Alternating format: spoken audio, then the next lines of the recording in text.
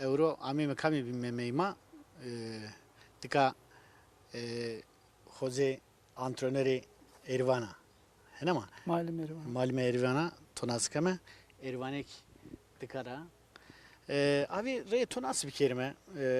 Nametotsko çıka şoktu tina spor vrazena çaotsiko. Namme Gürsel deste sarı ki malimin kon Dersim'de. Deste sar boyunca zof madalya yer, zof derece yer, zof kupa yer. Dünya, Avrupa, Türkiye en son Erivan Çanama bir birinci Özbekistan'da. Hak ve hayır kero. Özbekistan'da bir birinci. Narat evi ki onca Türkiye'de her sonra bir birinci. Muay Thai'de onca Avrupa'da bir birinci. 2014'te kendi Tazar des sordu. Dessor'da kulübü kurmuş kart. Dersim Kickbox. Avara sonraki onca zof derece yer. Nika nami kulübüme Dersim Kickbox Spor Kulübü o. Tamam hocam. Nika honda zona makası kama. Tenek Erivan perske ma tane zona makası bir Tamam. kero. Var adım Türkiye devam kama. Tamam. Sıkı sporda terime isteniyor çeşitli. Yusu konu tenge besine konu kası bir kero yani. Erivan. Cigaram tısavana tı çoğuktu na karkana çağuçuku am mikrofona to değiştiğine tıkası. Kemce mikrofona. Ha. Namma Erivano Ponç Saro Kickbox ken Rondo ama. heya Zor haskına ama. hasken To derece guret. heya Kut guret. Özbekistan'da Özbekistan'da tut son tende de yapıyorum. 3 kişiyle dövüştüm. Zonum ama son tende de yapıyorum. Hirite Nehra dövüşmüşken kert Teneyen halker diye. heya Ha bir birinci. Aklı Ya. her kırıcı garam. Nikanlar ademe Türkiye devam kır. hak rajvo. Hak Torak Racivacı garam. Şimdi değerli dostlar bundan sonrasında Türkçe devam edeceğiz. Ama istedik ki ana dilimizde olsun. Gördüğünüz gibi hocamız da ana dilimizi gayet güzel konuşuyor. Ervan kızımız da anlıyor ama konuşmada biraz sıkıntı yaşıyor. Ama söz verecek bize, geliştirecek bunu değil mi? Evet. Güzel. Hocam, şimdi bir de Türkçe sizden dinleyelim. Gürsel Tayam. Tayam hocamız. Dediğim gibi 10 yaşından beri bu sporun içindeyim. 10 yaşından beri tekvando, kickbox, boks, muay thai bu sporun içindeyiz. 12 senedir de aktif olarak Tunceli'de antrenörlük yapıyorum. 2009'dan beri. 2014'te kendi kulübümüzü kurduk. Dersim Kickbox Spor Kulübü'nü kurduk. Bundan önce de tabii dünya derecesi, Avrupa derecesi çıktı. Birçok Türkiye dereceleri çıktı. Ve aktif olarak devam etmeliyiz. Hemen hemen her yıl mutlaka Türkiye derecesi çıkarttık. Dünya elimizde. derecesi derken dünyada yani kaçıncılık? Dünya üçüncülüğü, Dünya üçüncülüğü Avrupa değil mi? üçüncülüğü. Ondan sonra işte Erivan kızımız biz bir verdik, üstüne 10 kattı. Sürekli antrenman yaptı. Gece gündüz Çok güzel. demeden kendi emekleri gerçekten yani 10'da 9'u kendi emeği. Onu inkar etmemek gerekiyor. Sabah akşam antrenman yaptı. Ya, hoca belli bir aşamaya götürür. Ondan sonrasını öğrenci yapar, veli yapar, o ilin insanları yapar. Dışlanmadan tabii bir öğrenci direkt gidip de daha önce de söylediğim gibi şampiyon olamaz. Bu imkansızdır. Direkt kimse gidip de şampiyon olamaz. Bunu emek vere vere, yenile yenile. Ha ilimizden istediğimiz bu. Ya bir çocuk gider bir yenilir, iki yenilir, üç yenilir. Hani bunu dışlamak değil. Yok gittin efendim dayak yedin, yok yenildin. Bunu demek yerine olsun daha çalış bir dahaki sefere bir daha olur demek lazım. Onlarla karşılaşıyorsunuz değil Tabii mi? ki, Mesela tabii ki. hani çocuk buradan gittiğinde dışarıda yenilerek geldiğinde anne baba ya da veliler ya da çevresindeki insanlar bir yerde onu alay konusu ediyorlar Aynen, değil mi? Ve aynen, şefkini aynen, kırıyorlar. aynen, Yani aynen. gittin Çocuğun dayak yedin hevesini geldin. kırıyorlar. Ya o çocuk mesela ailelerden de çok sıkıntı çekiyoruz o konuda. Mesela gelir ya bir göz morarır ne bileyim bir şey olur. Aileler hem tepki gösteriyor. Ya arkadaş bu şimdi futbolda da oluyor. Her şeyde oluyor. Doğal hayatta da daha önce benim başıma geldi bir aile çocuğunu yollamadı işte kötü bir rüya gördüğünü söylediler. Çocuğu yollamadılar. Çocuk da hani banko derece yapılacak bir çocuktu. Yollamadılar. Biz maça gittik geldik. Geldim ki çocuğun suratı dağılmış. Ne oldu oğlum? Yüzmeye giderken daldım suya. Surat gitti. Yani şimdi her yerde oluyor. Yani bu her yerde oluyor. Bu direkt kickboksta değil. Ha bakın bu sayede şu anda birçok üniversitede öğrencilerimiz üniversite okuyor, burs alıyor. Erivan da bunun bir örneği Erzincan'da okuyor, Besyo okuyor. Yani bu sayede tanınıyor. Yani çok güzel bir şey. Evet, Erivan'a zaten soracağım onu. Bölümüyle ilgili de soracağım. Peki hocam kaç öğrenciniz var? Şu anda bizim grup halinde öğrencilerdir. Maç grubumuz ayrıdır. Memur grubumuz ayrıdır. Kadınlar grubumuz ayrıdır. Minikler grubumuz ayrıdır. Öğrenci şu anda 70-80 tane öğrencimiz var. Ve bu artıyor, azalıyor, artıyor, azalıyor. Bu yıllardır böyle geldi, böyle gidecek yani. Ama sizde gördüğüm kadarıyla şey var. Yani siz bu memlekette, bu memleketin evladı olarak çocuklarımız için, gençlerimiz için, yetişkinler için bir alan oluşturmuşsunuz ve hani hem çocukların ve gençlerin başarısı hem de deşarj olmalar. Yani çünkü bir çocuk deşarj olamadıktan sonra bir genç o enerjisini başka alanlara aktarıyor değil mi? Öyle, aynen. Yani dediğim gibi biz sokaktan mesela birçok çocuğu aldık. Ya şimdi sokakta kavga eden bir çocuk niye kavga eder? Enerjisi çoktur. O yüzden kavga eder. Ben sokaktan alıp da üniversiteye yolladığım birçok öğrenciyi bilirim yani. Ha ben öğrenci alırken gerçekten sessiz öğrencileri alırken korkuyorum. Sessiz almaya karşıyım. Neden o? İçine kapanık sonradan açılıyor. Bunu da iyi bir takip etmek lazım. Sonradan açıldığı zaman çok kötü şeyler de olabiliyor. Ama bunu güzel yönlendirdiğimiz zaman yani bir sıkıntı olmuyor ama çok iyi takip etmek lazım. Hani tamam gözden kaçırdığımız oluyor. Hani ama dediğim gibi yüzlerce öğrenci gelip gidiyor bizden. Peki hocam şunu sorayım. Yani tabii bu sporda da aslında başarıyı getiren yani inat ederek çalışmak, azimli çalışmak. Bir de herhalde bu işin psikolojisi de çok önemli değil mi? Yani mesela Tabii. çocuklara hem eğitim verirken bir de psikolojik yönden de Aynen onlara yani hazırlıyorsunuz yani. üniversiteye hazırlamak yani bir çocuğu hazırlarken yok işte bu şekilde vuracaksın, bu şekilde kavga edeceksin değil. Maçı bu şekilde alacaksın, bu şekilde hazırlanacaksın. Bu bir ders. Bu bir ders.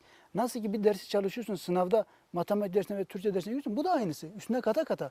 Yani bunu çok çalışarak yapacaksın. Çok yani çalışmadan olmaz. Bir de sürekli pratik yapacaksın. Dediğim gibi belki de çoğu insan bilmez. Torbanın belli bir zaman çalışması vardır. Lapanın belli bir zaman çalışması vardır. Maçın belli bir zaman çalışması vardır. Bunların sürekli hepsini pratik yapmak gerekiyor.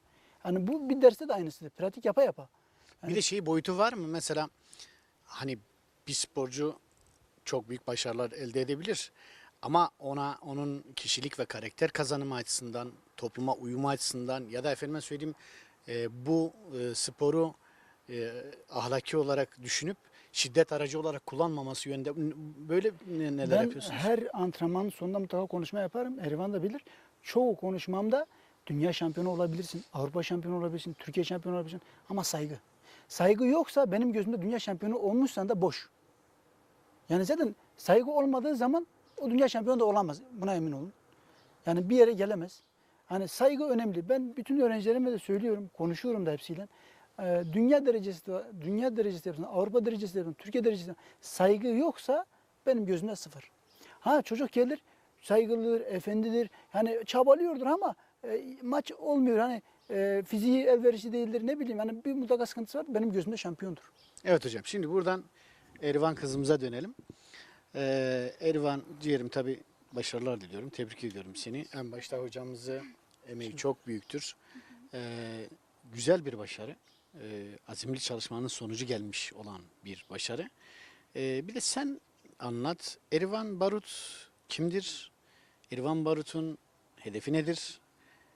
Gün içerisinde bir günü nasıl çalışır, nasıl değerlendirir? Bu başarı nasıl geldi? Tabii ki. Ben Erivan Barut, 20 yaşındayım. 2017 yılında Gürsel hocamla beraber kickboks sporuyla tanıştım. 2017'de ilk defa Bolu'da bir Türkiye şampiyonamız oldu. Hocamla beraber oraya gittik ve ilk şampiyonamda Türkiye üçüncülüğü elde ettim. Daha sonrasında bu dereceyi alınca hani bu sporu yapabileceğimi düşündüm. Hani daha da kendimi ilerletebileceğimi düşündüm. Çünkü kickboks sporuna daha çok erkek sporu diye bakıyorlar. Hani bu Türkiye'de de böyle, ilimizde de böyle. Hani erkekler daha yatkın diye düşünüyorlar. Ama ben bu kalıbı yıkmak istedim. Çok çalıştım. Sonraki yıl Türkiye ikincisi oldum. 2018 yılında. Sonra daha çok çalıştım ve 2019 yılında Türkiye şampiyonluğunu elde ettim. Erzurum'da oldu. Bu şekilde. Şampiyonluk bitti ama Evet. hedef devam ediyor. Evet, devam ediyorum. Şu an 21 yaşındayım. Hedefim kickboks dünya şampiyonu olmak ve kadınların da kickboksta ne kadar iyi yerlere gelebileceğini ispatlamak istiyorum. Bir de üniversite okuyorsun. Evet, Erzincan'da aynı zamanda Beden Eğitimi ve Spor Bilimleri Fakültesi'nde beden eğitimi öğretmenliği okuyorum. Şu an 4. sınıf öğrencisiyim. Bu arkada tekerlekler falan duruyor. Evet. Yani antrenman yerinden geldikten sonra burada çalışıyorsun herhalde, değil mi? Evet, burada da evde de antrenmanlarıma devam ediyorum. Yani çok çalışıyorum. Günde 2 antrenman yaptığım oluyor. Sabah saat 5.30 gibi uyanıyorum. Parka gidiyorum veya evimizin etrafında koşuyorum. Burası ormanlık alan olduğu için daha iyi oluyor. Sabah koşumu yapıyorum. Ondan sonra biraz dinleniyorum. Akşam tekrardan grup antrenmanına katılıyorum. Gürsel hocam çalıştırıyor. Bu şekilde. Şunu sorayım. Gürsel hocandan seni yetiştirdi, eğitim aldın. Evet. Çok iyi. Büyük bir başarı sağladın. Ama bunun dışında da Gürsel hocanın senin hayatına kattığı ne var yani? Bir öğrenci olarak düşündüğünde. Gürsel hocam şöyle bana başta mücadele etmeyi öğretti. Onun yanında böyle daha hırslı bir insan oluyorsunuz. Ben şimdi biraz duygulandım. Çünkü benim için çok özel bir insan. Harikasın. Bak, demek ki sporcunun duygu tarafı da var ya. Çok iyi ya. Devam et kızım. Evet. Şöyle Gürsel hocam her zaman mesela siz başarılı olsanız da başarısız olsanız da sizi böyle dışlamaz hiçbir zaman. Her zaman yanınızda olur. Hani iyi bir sporcu da olabilirsin, kötü bir sporcu da olabilirsin. Ama saygıya az önce kendisi de söyledi. Saygıya çok önem verir her zaman. Ben ona çok teşekkür etmek istiyorum burada da. Çünkü üzerimde çok büyük emekleri var. Hocamla ilk spora başladığımda bu yana hocam mesela maddi konuda da hiçbir zaman elimi cebime attırmadı. Her alanda sahiplendi. Evet, her alanda sahiplendi. Biraz maddi imkansızlıklar yaşadığım süreçlerde de hiçbir zaman yani desteğini esirgemedi. O konuda da çok teşekkür etmek istiyorum. Teşekkür ederim. Evet, şimdi hedefimiz dünya birinciliği değil mi? Hedefim evet dünya şampiyonluğu için çalışacağım, çalışıyorum da. Umarım hedefime ulaşırım. Bunun için çok çalışıyorum ve bir gün başaracağıma inanıyorum. Ve bu konuda da herkesin yanımda olmasını istiyorum ve hani duyarlılık göstermesini istiyorum. Çünkü bu tek başıma yapabileceğim bir şey değil aslında. Biraz da ben kendi üzerime düşeni yaparım. Onun dışında da insanların da destek vermesi gerekir her alanda. Bu şekilde düşünüyorum. Şimdi kızım bak, burada mesela örnek olsun diye anlatıyoruz. Eminim ki senin gibi kızlar spora başladıklarında aileleri tarafından sıkıntılar yaşıyorlar değil mi? Hani işte kızım gidemezsin, işte ne işin var orada, bilmem sen kızsın falan, böyle sıkıntılarla karşılaştın mı sen? Evet, şey diyorlardı mesela sen kızsın, kickbox yapamazsın. Kızlar kickbox yapabilir mi? Yani böyle çok olumsuz düşüncelerle karşılaştım. Ama bu hiçbir zaman beni yıldırmadı. Aksine daha çok hırslandım ve bunu yapabileceğimi düşündüm. Ve bir noktada ispatladığımı düşünüyorum ve ispatlamaya da devam edeceğim. Ailelere bu tarz problemleri yaşayan çocuklarımız için buradan o ailelere söylemek istediğin ne var? Yani kickbox sporu bence bir sporcunun hem bir kız çocuğunun hem erkek çocuğunun hem özgüven açısından hem enerjisini atması açısından çok güzel bir spor olduğunu düşünüyorum. Özellikle kız çocukları için mesela günümüzde kadınlar şiddete çok fazla maruz kalıyorlar. Ve kendilerini savunmaya daha çok ihtiyaçları olduğunu düşünüyorum.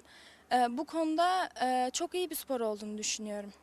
Evet, teşekkür ederim. Şimdi tekrar hocama dönüyorum.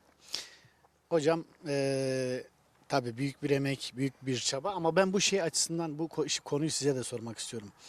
Kız çocukları gelirken ya da ailelerin tepkileri neler oluyor ya da sizin bu alanda karşılaştığınız zorluklar neler? Ya aileler en baş dediği gibi, Ervan da dediği gibi tepki gösteriyor en baş. Ha gelip biraz ortam gördü. Ya bu da aslında geçmişte yine yapılan hatalar. Hiç alakasız insanlar antrenörlük yapınca, çocuklar çalıştığında çocuklar çalıştı sokağa yolla, üniversite yok, bir şey yok. Aileler de bir yandan haklı. Çünkü zamanında yapılan yanlışlar yüzünden bunlarda. Yoksa bizim ilde yani kesinlikle spora karşı bir şey yok.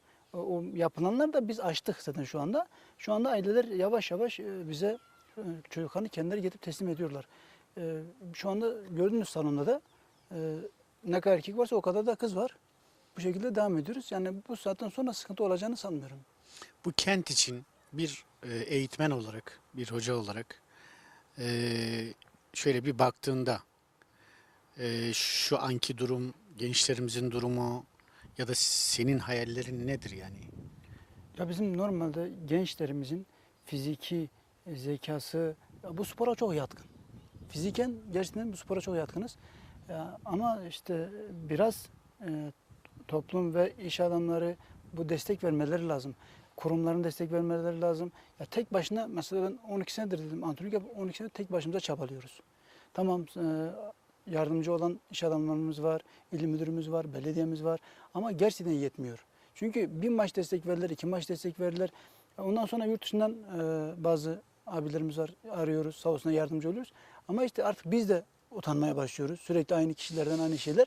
Yani bir değil, iki değil, üç değil çünkü. Hani tek istediğim biraz daha kurumların biraz daha sahiplenmesi, öğrencilerimizi, hani bu spor sahiplenmeleri. Yani bu şekilde başka diyecek bir şey yok. Dersim Kickbox Spor Kulübü. Kickbox'un dışında şeyi var mı? Başka bir alan var mı orada? Muay Thai, Erivan Muay Thai'de de şampiyon. Muay Thai'de yolluyoruz. Daha önce boksa da gittim bir kere ama tek başıma işte yetiştiremiyorum. Hem boks hem Muay Thai hem kickbox. Erivan'da zaten şu anda benim kardeşim de antrenör. Onlar da Muay Thai'ye gidiyor. Ben ayrıca Munzur Üniversitesi'nde çalıştığım için çoğu zaman yetiştiremiyorum. Yani milli takım yerlerine bile doğru dürüst gidemiyorum çalıştığım için. Peki sizin hocam daha iyi başarılar elde edebilmeniz için yani kulüp olarak neye ihtiyacınız var? Yani ne olmalı? Bu destek dediniz ama biraz açabilir miyiz? Ne eksikleriniz var ya da şu olsa daha iyi olurdu, böyle olsa daha iyi olurdu filan gibisine? Mesela belediye spor kulübü belediye bağlansa biz de rahat ederiz. Belediye çünkü o sporcunun her şeyini karşılar. Şu anda her ilin belediyesinin spor kulübü var ama bizim yok. Başkanımızdan söz aldık. İnşallah onu da yapacağız. Hem burada olacak hem gençlik sporda olacak. Şu anda genç sporda benim bir öğrencim antrenör. Orada antrenörlük yapıyor. Orada olacak, orada olacak. Bu şekilde rekabet olduğu zaman güzel şeyler de olacak. Şimdi belediyede olduğu zaman antrenör olacak belediye bünyesinde. İstediğin gibi o antrenörü yönlendirebilirsin. Hani kaçamaz da, çalıştıracak da daha güzel başarılar elde edeceğiz. Düşünsenize il müdürlüğünde kickboks var, belediyede kickboks var, özel kickboks var. Bunlar rekabetle daha güzel yerlere geleceğiz. Çünkü şu anda tek kulübüz. Bu şekilde çok güzel başarılar elde ediyoruz. Yani düşünsenize 3-4 tane kulüp var, rekabet var. Sürekli yarış var. Daha iyi sporcular çıkacaktır. Ben buna inanıyorum. Biraz da dediğim gibi kurumların destek vermesi lazım. Kulüplerin kurulması lazım. Hani bu şekil daha güzel yerlere gelir. Tek kulüple biz bunları yapıyorsak 3-4 kulüp olduğu zaman, 3-4 antrenör olduğu zaman daha güzel şeyler çıkacağına inanıyorum. Çünkü bir İstanbul'da mesela düşünelim binlerce salon var. Hepsi maça gelemiyor. Seçme yapıyorlar, en iyileri geliyor. İstanbul mesela, Ankara, İzmir bu büyük şehirler seçmeden çıktığı zaman Türkiye Şampiyonası'na banko gözüyle bakıyorlar. Ve biz tek kulüp gidiyoruz seçme yapmadan. Diyelim Erivan 48 kilo. Burada başka 48 kilo kız yok. Alıp maça götürürüz. Orada şampiyon olduğu zaman öbürlerinin çok zoruna gidiyor. Ya diyor ki siz tek kulüp gelip bize nasıl maç alıyorsunuz? Çünkü İstanbul'da 48 kiloda kaç tane kız var? Diyelim 1000 tane. Maç yapıyorlar. Bu da maç tecrübesi oluyor. O kız gelip bize maç verdiği zaman hani şaşırıyorlar. Nasıl oluyor bu? Hani bize nasıl maç alıyorsunuz ya? Bu da bizim çalışmamız, bizim başarımız, bizim öğrencilerin azmi. Yani ben inanıyorum biraz daha kulüpler çoğalsa burada, kurumlar destek verse daha güzel şeyler çıkacak ortaya. Evet. Yani tek istediğimiz bu. Kurumların biraz daha desteği. Evet. Son olarak söylemek istediğiniz bir şey varsa onu da alayım. Ervan'a döneceğim. Onun da son sözlerini alacağım, bitireceğim. Bize destek veren herkese, il müdürlüğüne, belediyemize teşekkür ediyoruz. Size teşekkür ediyoruz. Bizi Ben buraya teşekkür çağırdığınız ederim. için. Sağ olun. Söyleyeceklerim bu kadar. Sağ olun. Evet Ervan, yani senin son olarak söylemek istediğin şeyler neler? Benim öncelikle bizi buraya geldiğiniz için, bizimle sohbet ettiğiniz için, hani dinlediğiniz için, bu güzel sohbet için teşekkür etmek istiyorum. Onun dışında hocamın dediği gibi belediyemize, müdürlüğümüze teşekkür ediyorum. Bize destek olan diğer kişilere, Metin Stoçi'ye, Erdal Güntaş'a buradan teşekkür etmek istiyorum. Gürsel hocama çok teşekkür etmek istiyorum. Yani her zaman bize destek olmalarını istiyoruz ki biz de daha güzel başarılar elde edelim. Hem ilimizi hem ülkemizi en güzel şekilde temsil edelim her yerde. Bu şekilde. Eyvallah. Şimdi ben de dostlarıma bu programı izleyecek olan sevgili dostlarıma, arkadaşlarıma, bizi izleyenlere şunu söylemek istiyorum. Bu kentin sanırım en büyük eksikliklerinden bir tanesi sahiplenme konusu. Ama tabii sahiplenen insanlara, kurumlara teşekkür ediyoruz. Yani demin Ervan da söyledi. Erdal Güntaş gerçekten de birçok yerde elini taşın altına koyan bir dostumuz. Ona teşekkür ediyoruz. Metin Stoji yine aynı şekilde kendisine teşekkür ediyoruz. Kimin emeği geçmişse burada hepsine teşekkür ediyoruz. Ama aması şu. Yani biraz daha sahiplenmek gerekiyor. Bizim yurt dışında o kadar durumu iyi olan Allah biraz daha versin. Bu sevindirici iş insanlarımız var. Bir şeyler yön verecek insanlarımız var. Buradakilerin hepsi bizim çocuklarımız. Ve burada iyi şeyler olursa emin olun ki bu iyi şeyler bu kent için ya da bu kentteki herkesi olumlu yönde etkiler. Kızımızın başarısı, hocamızın başarısı, diğerlerinin başarısı hepimizin başarısıdır.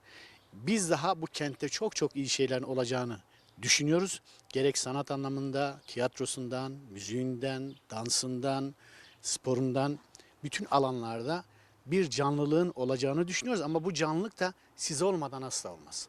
Yani onun için herkes el birliğiyle sarılmalı bu işe, bu kentin güzelleşmesi için. İkinize de çok teşekkür Biz ediyorum teşekkür hocam. ederiz. Çok sağ olun. Sağ olun, ne mutlu ki böyle bir öğrenciniz var. Bize bu gururu yaşattığınız için teşekkür ediyorum. ederim, çok sağ olun. Ervan kızımıza, ailene, annene, emeği geçen herkese yürek dolusu teşekkür ediyorum. Sağ olun, var olun. Biz teşekkür ederiz.